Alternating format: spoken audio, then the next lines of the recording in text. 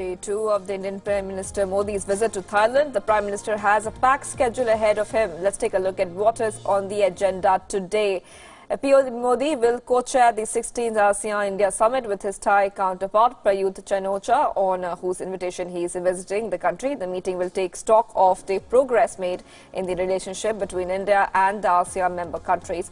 It's PM's 7th ASEAN-India Summit. He will then be holding a meeting with Prayut Chan-o-cha.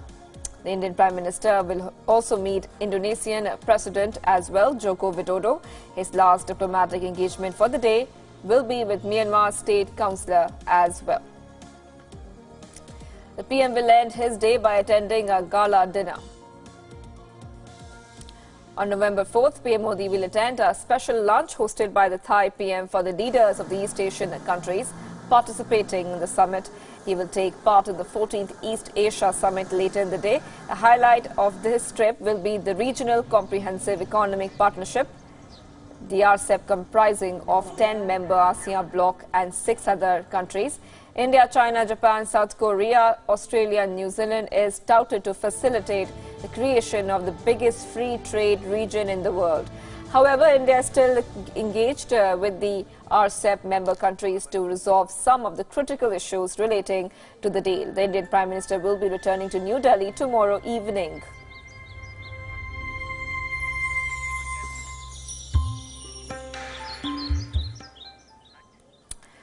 On Saturday, the Prime Minister kick-started his 3-day tour to Thailand for the ASEAN Summit with the mega Diaspora event in Bangkok. Addressing the crowd, he spoke about India's transformation, terrorism and the close historical and cultural ties with Thailand. Modi!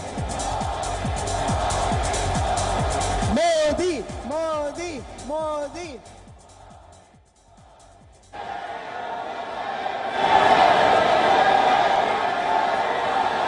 आप सभी इस बात से परिचित है कि आतंक और अलगाव के बीज बोने वाले एक बहुत बड़े कारण से देश को मुक्त करने का निर्णय भारत ने कर लिया।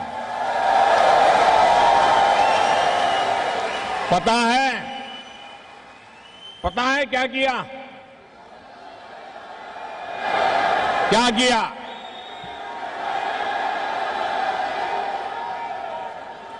थाईलैंड में रहने वाले हर हिंदुस्तानी को पता है क्या किया।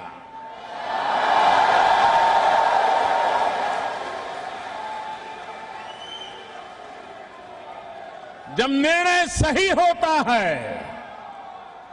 इरादा सही होता है, तो उसकी गूंज दुनिया भर में सुनाई देती है और आज मुझे थाईलैंड में भी सुनाई दे रही है।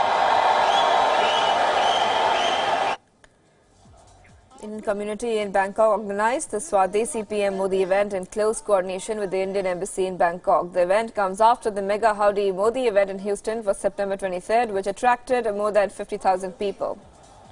Addressing the crowd, PM Modi said his government was working on making the Northeast a gateway to Southeast Asia. हमारा फोकस भारत के नॉर्थ ईस्ट को थाईलैंड से जोड़ने पर है।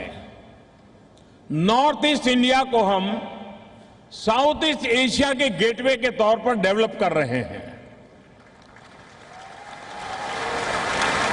भारत का ये हिस्सा हमारी एक्ट ईस्ट पॉलिसी और थाईलैंड की एक्ट वेस्ट पॉलिसी दोनों को ताकत देगा।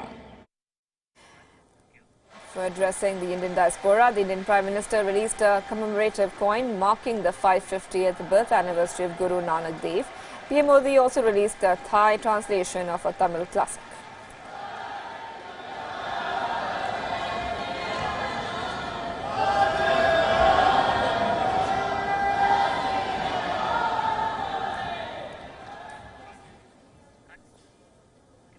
As the ASEAN Leaders Summit in Bangkok draws closer, Indian officials are working overtime to conclude negotiations on the 25 charters and the chapters of the Regional Comprehensive Economic Partnership. This is a massive free trade agreement that could position India as a major player, but it comes with some drawbacks. Here's the full story.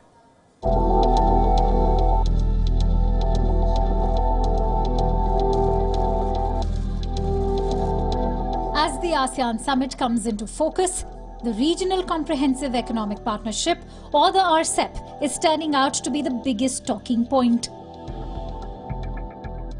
The question being asked is, will India join the massive free trade agreement? So what is RCEP and why the buzz around it?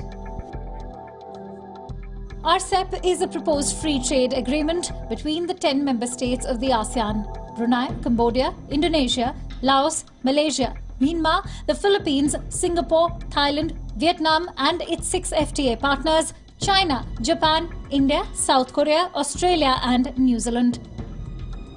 The 16 countries negotiating the RCEP encompass about 1/3 of global GDP and almost half the world's population.